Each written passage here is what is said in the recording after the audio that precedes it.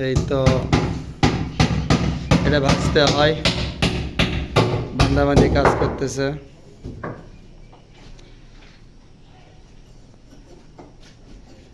মহাজনের পক্ষ থেকে বলছে যে এখানে 3টা র্যাক দেবে,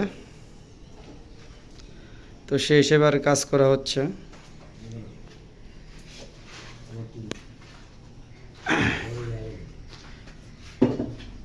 এখানে সিন বসবে মনে হয় ডবল, তো সিনের জন্য ডবল রাখা হয়েছে।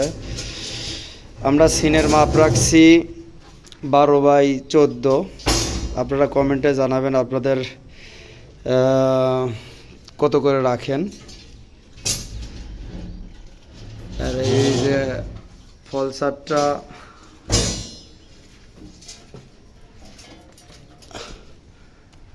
রড তোলা হয়েছে, এই যে বড় ভাই রডগুলো প্রসেসিং করতেছে।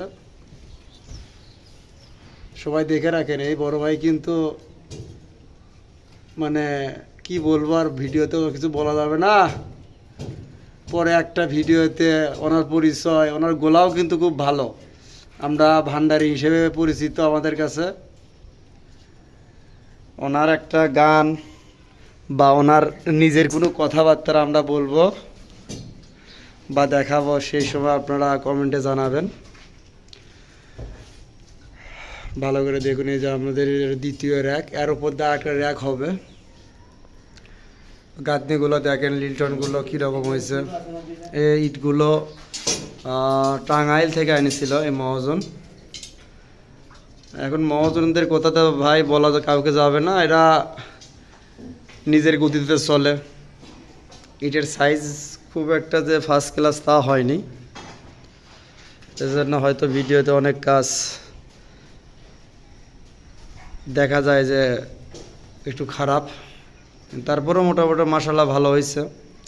এখানে একটা বেলগুনি হবে, দেখেন আমরা একটা চিকন একটা বিম নিয়ে এসে দিছি। এই বিল্ডিংটা কমপ্লিট হওয়ার পরে একটা ভিডিও আমি দেব আপনাদেরকে, আপনারা দেখবেন।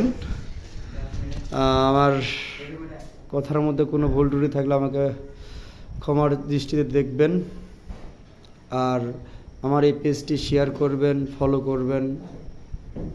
আল্লাহ হাফেজ।